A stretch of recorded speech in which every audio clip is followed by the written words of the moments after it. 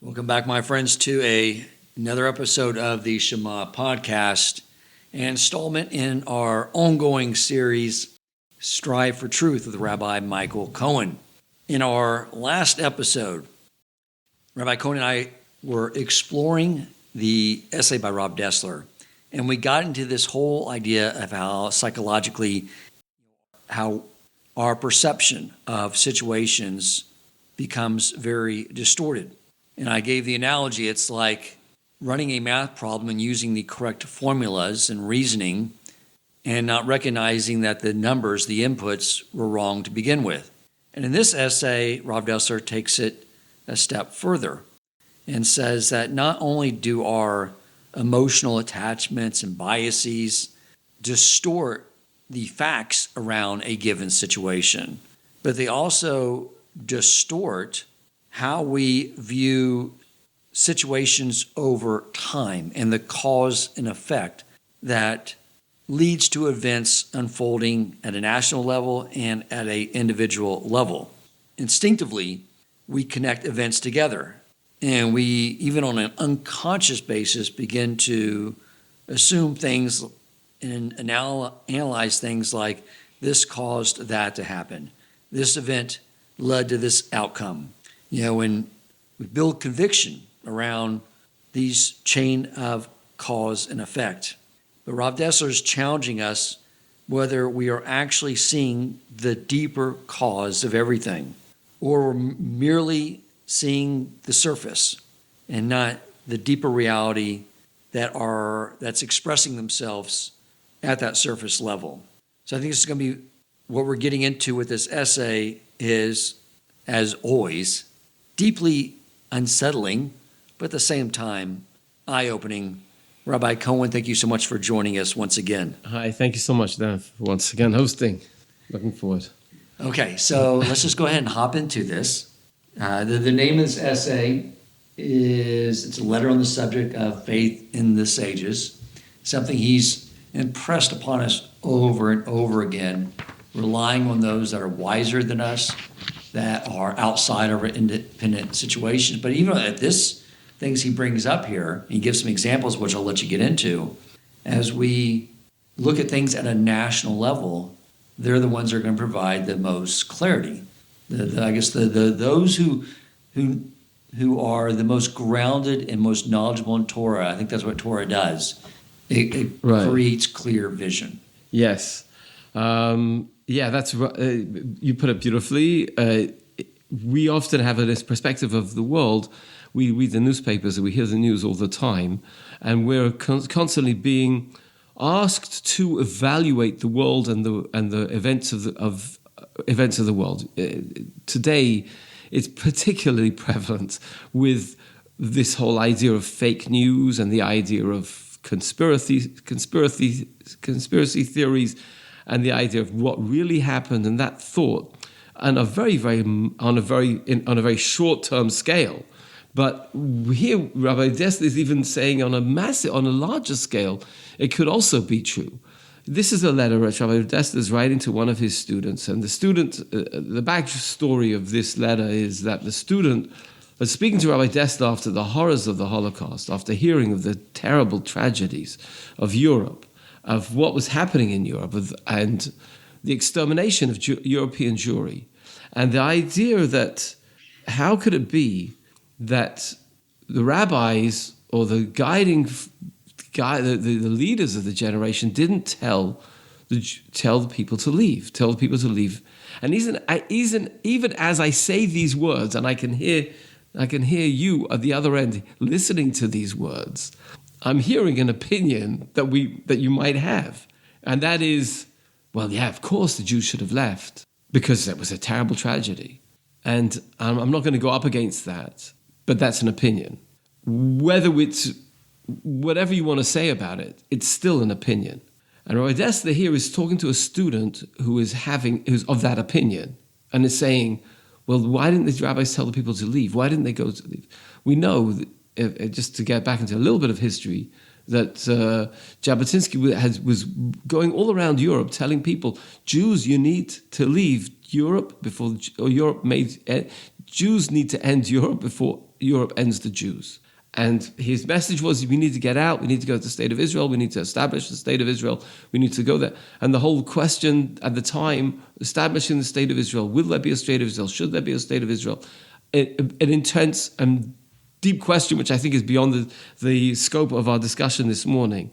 But the point is that there were forces, there were people, and there were rabbis who were telling people not to leave and to stay in Europe, and that's the backdrop of this essay, because Rabbi Dessler doesn't speak to it directly. Rabbi Carmel mentions it at the end in his footnotes, but Rabbi Dessler takes this discussion in a different way, and that is that we have a principle in Judaism of Emunas Chachamim, believing in our rabbis, and that is a very, very that simple statement of believing and trusting in the rabbis. It brings with it a whole lot of belief, because just to take a simple concept that we find in the Talmud, that it says that if you have a bet din, you have a Jewish court, which pops up in a time in history, let's say in the Talmudic time, and makes an edict, makes a decree, makes a law, and they say, well, this cannot be done for this reason. They say, we're not going to allow this certain action to be done, and this is the reason why we're doing it. And this is the law now. A bet din that may come a couple of generations later does not have jurisdiction to annul the decree of a previous court, even though the reason no longer applies. They'll say this law no longer applies. It was made for this specific reason, and that reason doesn't apply anymore. So now let's just annul the law. Unless that new bet din is greater than the previous one in number and in wisdom. And the Gemara says it's very unlikely that you're going to find that you're going to have a court which is greater than a previous one in wisdom. And therefore, but why not? And the answer that is given is the reason is because they told you one reason. And they told you that they maybe even have said this is the specific reason. But nevertheless, that's not the only reason. There were other considerations that they may have had in mind, and we don't know them. And we're not actually, because we're further away from them, we're further away from Sinai, we're further away from their knowledge, we might not actually have an appreciation of the nuances that brought them to their decision. And therefore, we cannot annul that decree. And that's what Judaism is today. We have laws of many, many laws. In fact, the majority of Jewish laws that we have today are rabbinic laws. And they were made at a time, and we might say, oh, this law doesn't apply today. I can make that any problem would be absolved and would be gone. Nevertheless, we still are subject to that law. And I could give examples, but I think just for the sake of the brevity of the discussion, I won't do that at the moment. But there are many, many, many examples of rabbinic law which we might say, why does this law apply? But it still does apply. So, and for anyone, and the reason for this is because Hashem does direct us in the Torah to not veer to the left or right of what the sages of each generation say, correct? Right, exactly. This is it's ironic in some ways. It's really a biblical law to listen to the rabbis. It says you should follow them for everything that they guide you to do, whether it be to the right or the left. And the Rashi explains, even if they tell you that your right is your left and your left is your right, you still have to follow them. That is, even if you see this is plainly wrong to me, nevertheless you still have to follow them. That's what we call about Emunas Chachamim. So, what I've tried to point out here is that not only is there a concept of respecting the rabbis, but also respecting the series, the timeline of the rabbis, that a previous generation is more informed than the latter generation. Now, even though we might say, and you might say, well, of course we've got more information now. We may have more information, but we might not have the same level of knowledge. So that begets this concept of what we call Yeridat Hadorot, the coming down of the generations. As generationally, we're going down a level. We find this just as an example. We find with Rabbi Akiva says about his Rabbi Eliezer. He says, well, if Rabbi Eliezer's knowledge is like the ocean, then my knowledge is like a drop. So like that's like a strong statement. And this is not made lightly. Rabbi Akiva wasn't talking he wasn't hyperboles. He was not exaggerating over here. He actually meant it. He wasn't just trying to be polite. Right. The way that the previous generations are all going to be more wise. The closer you are to Sinai, the more they're going to know. Precisely. And I'll say, I went through, when my wife went through a conversion, I went through a conversion to remove all doubts because of an adoption that happened with my great-great-grandmother. And I'm glad I got to go through that experience because what they were really asking me was not that, did you know all of halakha? The question is, do you know enough to know what you don't know? And do you have the humility to go ask a rabbi when you don't know? And I have found through my experience over the last 6 years of being here is that the more someone knows, if I meet a rabbi the more that rabbi knows, the more they go to the rabbi with a question that when they tell me what the question was, I'd been like, I would have made the call by myself. Like, for example, Rabbi Pill wanted to start a earlier minyan before Shabbos. And he said he had to go to his rabbi. I would have think, you're a rabbi, why do you need to go to your rabbi to ask, can I start another minyan? But he had the humility to know, no, there's other factors involved that I'm probably not aware of. And he did. And the rabbi did say, no, there's more criteria to consider than just a different time. So I think that's important to instill upon everyone because we all have the tendency to be like, don't tell me what to do. It's another man. Right. But the greatest among us ask the rabbis pretty much everything. Right. And so Rabbi Dessler comes over here and says, he's talking to this student and the student is really questioning the ability of the rabbis. And he says, first of all, that's the question's really, he in some ways, he says, I know you and I respect you and therefore I'm going to deal with the question. But really, it's not a question. This is one of our tenets of Judaism, is that there's such a thing as trusting and putting our faith in the wisdom of the rabbis of the generation, the great rabbis of the generation. And of course, with that again begets another question, like who's the rabbi? Who is the one who is the great rabbi of the generation? And that's a discussion in and to itself, but in every generation there are people who shine and show themselves. It's not a vote. It's not. It's just they are shown to be the leader of their generation. The example that he gives is the Chafetz Chaim, Reb Chaim Oizer Grudzinski before him, Reb Chaim Brisker. These are people who were known by everybody as this are the people that we go to.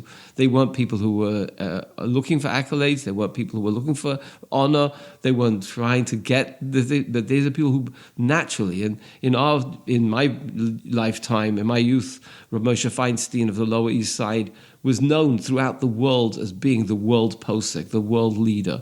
And later on, Rabbi Yashiv and Rabbi Chaim Kanievsky, and throughout generations, there have been people who have shined and have been known. This person lives in poverty, lives in the end of the world, and is not interested in getting out there and making speeches or being involved in podcasts or anything like that. He's just there learning Torah, and people master him. Chazon Ish, Rabbi Avram Yishai Karlitz, in his time in Bnei Brak, was famous for not getting involved in any political or any political or party, or getting involved in any major decisions. But the prime ministers of Israel flocked to him, ran to him, came to him to discuss important issues about farming in Israel and about boys serving in the army at the time. Very important questions, and these are our rabbis, and these are the ones who guide us. And this is part that's a central part. Getting back to our discussion, sorry. Isn't it true though? Today there's typically people who are the highest in a specific area of halakha. Because I know I've had several questions that have been gone outside of the community, where the top leaders in this community have said we had to ask someone else in New York, and he had asked someone in Israel, and it sort of goes to someone who specializes in a certain area. Is that so? There is such a thing. It's true, and overarching, there's another thing which is above that, and that's the Gadol Hador, who can guide the whole generation on where we're going on the global level. We're going to get into it shortly. An example of that is Mordechai and Esther in the story of the Purim story. But Mordechai, again, is the overriding person. There are other rabbis, there are other people in the world, but they don't get involved. I mean, Rabbi Mordechai in the Purim story, he's not the only rabbi of the generation. There were many, many, many others. So what's he doing over there? But he was the guy who was the one who made his opinion known and said what he said. We have the same thing. You have the same thing in our generation and in previous generations with Rav Moshe Feinstein and with Rabbi Yashiv and with Rabbi Shach, who was the Rosh Yeshiva of Ponevezh, and with Rabbi Mishai Mikalitz and with the Rabbi Chaim Kanievsky and Rabbi Yaakov Kamenetsky and many, many great people. But those were just the one. There was this question. I remember my Rebbe, Rav Matisyahu Salomon, who later became the Mashgiach in Lakewood, and people flocked to him. I mean, it was amazing. But he went when he was young. He went to visit Rav Moshe Feinstein, and he came to see him at 6 in the morning at the Nate's Minyan, and he said, "I came. I thought I'm going to see a pikeach. I'm going to see a genius." But I realized I was actually coming to see someone who was a very holy man. That wasn't what he had thought about, but now he saw the holiness of this guy, of Rav Moshe Feinstein. Rav Moshe Feinstein was the leader of the generation. He didn't get out there. But if you ever have a chance to read about Rav Moshe Feinstein, he was just somebody who was known.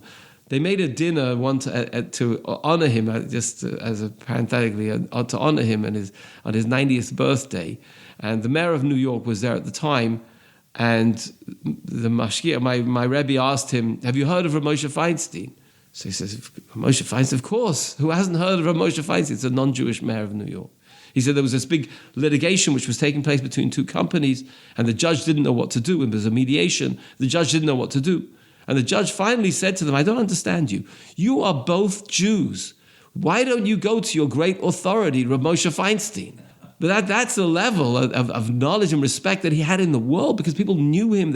He wasn't a famous guy going out there and on the television or anything like that. He was just, that's the greatness. And there's one in the generation. There's the Gadol Hador. And so you have people who are experts in halachas along the way, but you have that one person who's the Gadol, the shining light, the shining leader and guide for the generation. Okay.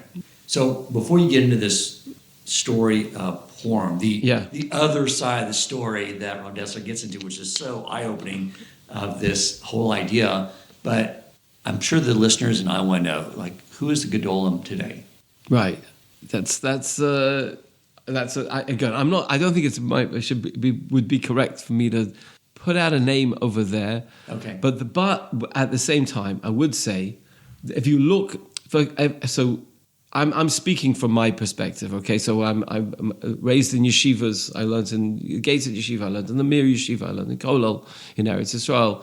So our Gedolim were Reb Shach at the time. Gadol was Reb Chaim Kanievsky. After that, Rabbi Yashiv before him, Rabbi Chaim Kanievsky. And now, the Reb Moshe Hillel Hirsch is probably the person who people see as being the leader, the person who's guiding. And of course, when you have that, whenever someone puts out a name, right? So you've got the other guys in the peanut gallery who are going to throw peanuts and say, "Oh, when you talk about that guy, I know that guy." And the Gemara talks about this. So I'm just going to throw this in here because it's important to mention right now. And that is, the Gemara says there was a very famous story. I won't go into the details, but Rabbi Kiva himself and Rabbi Yeshua and Rabbi Gamliel. So it happened one time, Rabbi Gamliel made an edict, and Rabbi Yeshua disagreed with it. And Rabbi Yeshua was much wiser than Rabbi Gamliel. Rabbi Gamliel happened to be the president and the leader of the yeshiva, and Rabbi Yeshua said, "You're wrong." And Rabbi Gamliel said to Rabbi Yeshua, "You have an obligation to follow my instruction because I'm the leader." And Rabbi Yeshua was in a dilemma. What shall I do? Shall I follow the leader or shall I do what I know is right? And Rabbi Kiva, he met Rabbi Kiva and he saw Rabbi Kiva, and Rabbi Kiva says, "What's the matter?" He says, "Well, I've got a problem. I think the way, and I'm sure that I'm right, but Rabbi Gamliel says another way." So Rabbi Akiva says something very interesting. He says, if you look in the Torah, it says that Moshe Rabbeinu said there were 70 elders in his generation, and those were the elders, but it doesn't name them. Their names are not given. He says, why doesn't, Rabbi Akiva says, why? You know why it doesn't give the names? Do you ever think why it doesn't mention the names? So Yeshua said, no, actually, why? Why doesn't it mention the names? He says, you know what? If it were to mention the names, Joe Schmo would come along and say, that guy, he's nothing. Or he would say, the rabbi of my generation, he doesn't hold a light to the rabbi of the previous generations. They were much greater than him. And he's right. But this is the rabbi of this generation. Whatever his name is, we've got to listen to him. Because you only have the rabbi of your generation. I said, Rav Moshe Feinstein was a great rabbi. And yes, he made laws, and we don't question his decisions. We don't question his halachic authority. But nevertheless, we need in every generation, you've got to have the rabbis of your generation who are wise enough to know that they stand on the shoulders of the rabbis of the previous generation, and they're making the edicts and the decisions and the guidance for our generation, and they're the ones we should listen to. And no person should come up and say, oh, that rabbi so-and-so, you mentioned his name, oh, he's nowhere near as great as that rabbi from this previous. That's not the point. The point is he's the guy who the community is following, and that's the person that we follow. So unfortunately, it's a hot issue today because, of course, we're a very divided nation, and we shouldn't be divided. But that's where we're at. So let's talk about the Purim story, because when we read the story over Purim, you sort of don't really understand the time frame that took place, and there's a whole other side to what was actually occurring. Yes. Because it seems like the cause and effect is very clear, because that's the angle of the story that we're reading. Yeah. So Rav Dessler says like this. He says, jettison yourself into the middle of the Purim story and say, like, we're talking about our own abilities to view the news, to read the newspaper, to read and understand the current events, and even maybe history, maybe recent history. Just if you don't mind, I'm just going to drop something over here. And that is, they asked Winston Churchill after the Second World War, he'd saved Europe. I think, without a doubt, I personally would say, I hold very strongly, I assert, that Winston Churchill saved Europe. But they asked Winston Churchill after the war, he said, how do you think history is going to view you? So Winston Churchill said, history will view me positively. And I happen to know that because I'm going to write the history. And of course, Winston Churchill wrote the history of World War II. And even today it's being questioned. But that's the point. The point is that how we view history is a story. And we've all got our story. And just to get back to the coaching method, theme, we've all got our story about what happened and how it happened and why it's happening. And it might not actually be the truth.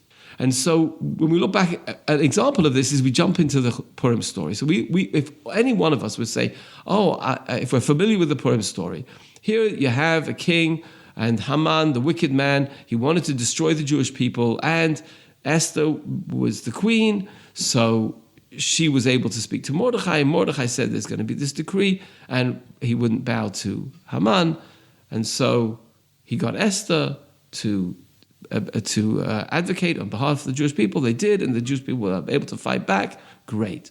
But if we look a little bit in more detail at the story, and if we would relive the story and we look at it, you'll see the story actually took place, the whole thing takes place over a period of about 12 years. It's 3 years after the party that Esther becomes queen. It's a long time. And if we were there, I'm not sure that we would connect the dots to say that this is happening because of this and this is happening because of this. The beauty of the Purim story of the Megillah is that it connects the dots the way that Mordechai saw it. And when we look back, we say, of course that's true. But if we were there at the time with the pundits of the time, they were probably arguing a different case. For example, did the Jewish people going to the banquet at the beginning of the story have anything to do with the decree that Haman made 9 years later, or 12 years later, 11 years later. It didn't have anything to do with it. So when we might say, there's nothing to do with it. They had to go to the party. There was nothing wrong with going to the party. Here's Ahasuerus, he's making a party. It's 180 days, and he's inviting the people of Shushan. Why should, and the food's all kosher, and they're doing everything you need. So why would we not go? And Mordechai was a voice in the dark saying, no, we're not going to that. We're not going to we should not go to the party. And many people disagreed with him, and they went.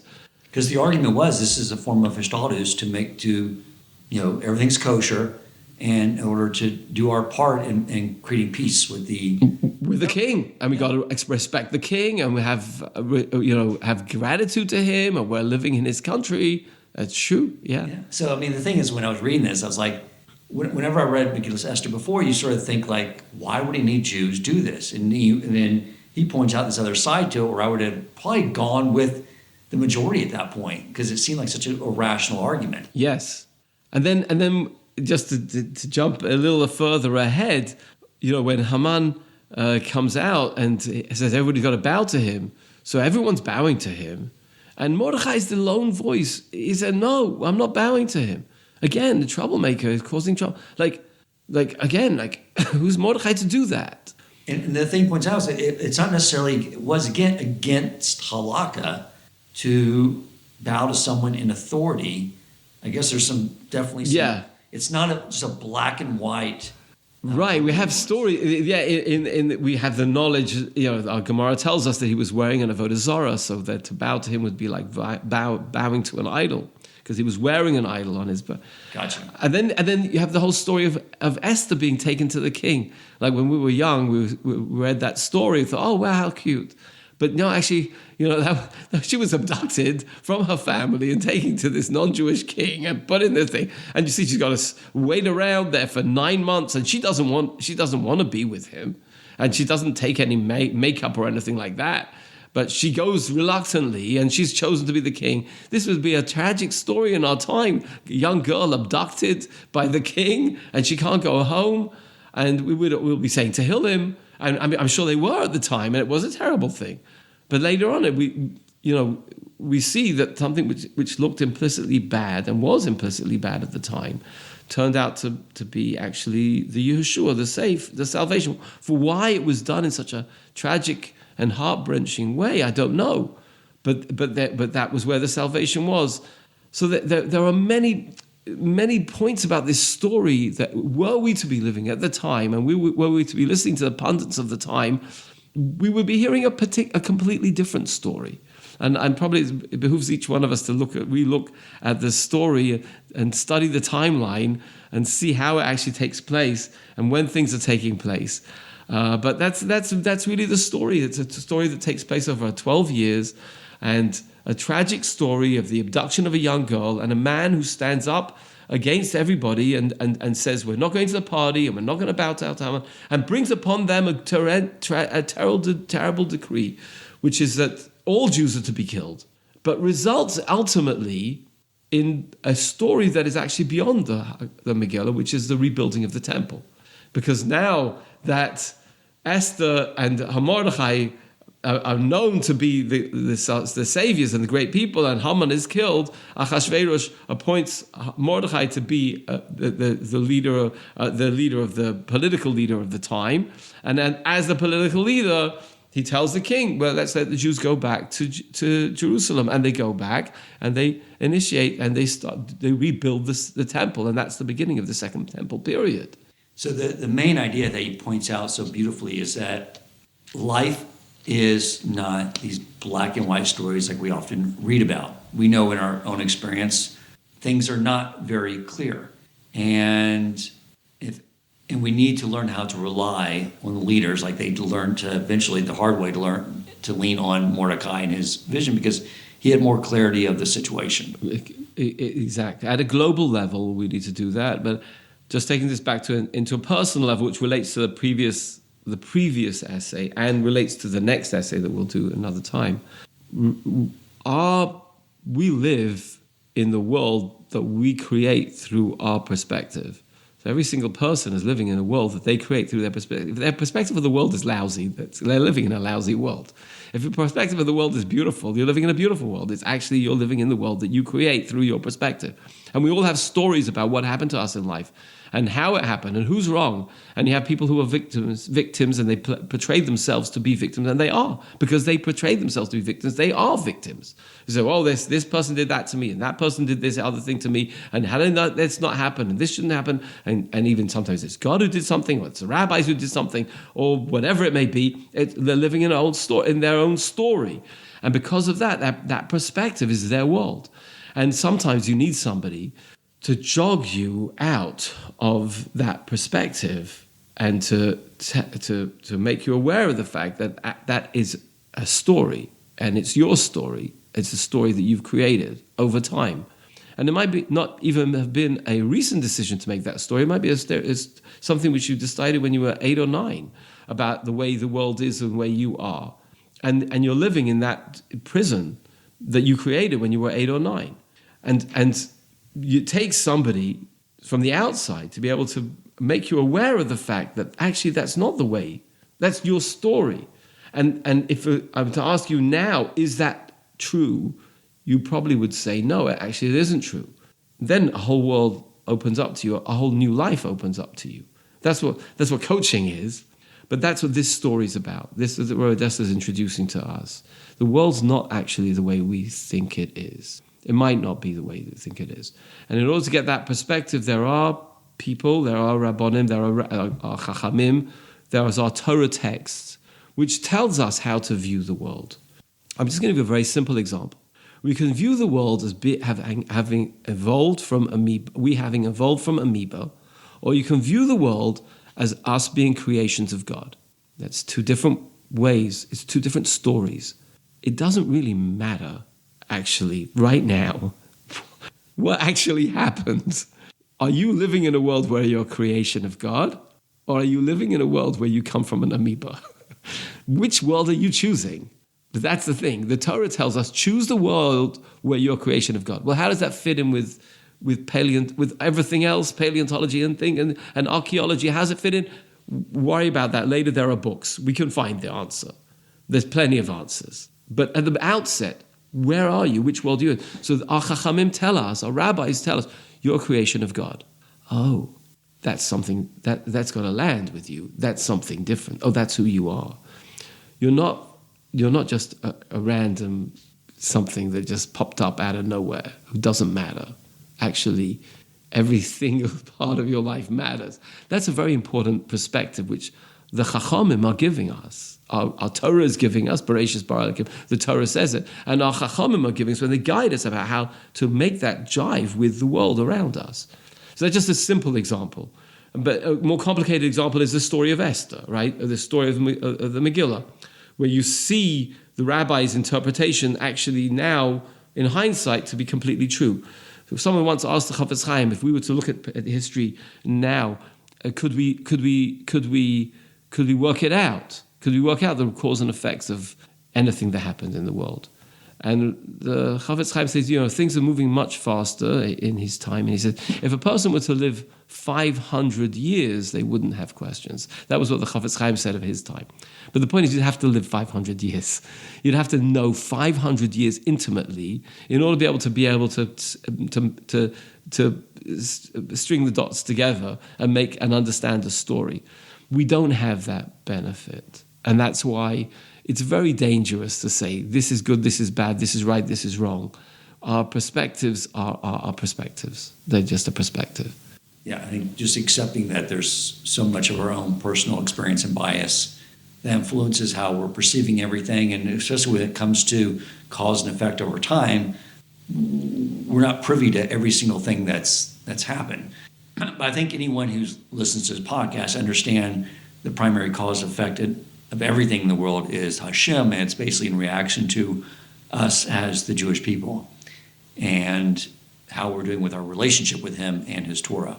And one of the things that came to mind that I always found very eerie when I read it was a letter that Rabbi Hirsch wrote in the early 1800s to inquiries from other rabbis about what to do about the economic opportunity that was emerging in Europe. And they asked, this could be, we could come out of the ghettos and begin to engage in commerce. And he said it would be beneficial if we did one thing, and that was to go around and put chains on every synagogue, lock them up, don't let anyone enter, and force the rabbis to go teach people how to be Jewish in their homes.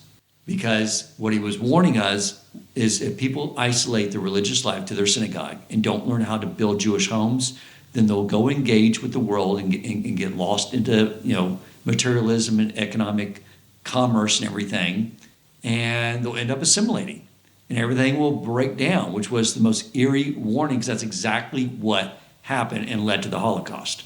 So we see this over time happen. And I think it sort of wakes us up. I think anyone who's listening to this podcast too understands that the idea of becoming stronger and more grounded gets totally flipped upside down, because it's more about it's about realizing that we are not autonomous, independent beings. The more we can become humble and attach and rely on those wiser than us, that's what makes us stronger, more capable, and more of a reflection of really and accomplishing what we need to accomplish in this world individually. Yeah. Okay. I know you're sort of out of time, but how you want to close things up? I mean, I think we covered everything. Yeah, I think we did. Yeah. Okay. Why don't you wrap it up? Yeah. Just so. Yeah, Rabbi Dessler ends off the essay with a beautiful line, which I think is very important, and that is just that the lack of self-effacement towards the rabbis is the root of all sin that is the beginning of all destruction.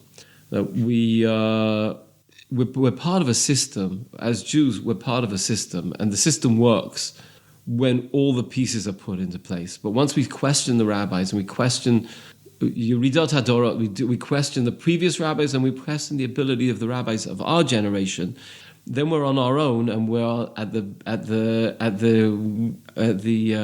whim, as if it were, of our own perspective, and that can be dangerous. So we're going to get into more next week when we reflect on how to reflect on the Musa statement. But just to connect to last week, and I'd just like to end this with this. Last week we talked about who we are as a creation, the ego and the neshama. And the idea here is that we can sit in the world of our ego, and that's where the pundits want us to be. But if we'll reach out into the world of our neshama, then the world around us is a totally different place. We're living in a place of kedusha. And that's what we say every time we do a mitzvah. We say Asher Kiddishanu b'mitzvah. You sanctified us with your mitzvahs. We want to reach to that. We want to elevate ourselves and reach up to kedusha. That's the idea of this world. Amazing. Thank you so much, Rabbi. Appreciate you coming on, sharing wisdom with us on this essay, and look forward to the next time. Thank you so much.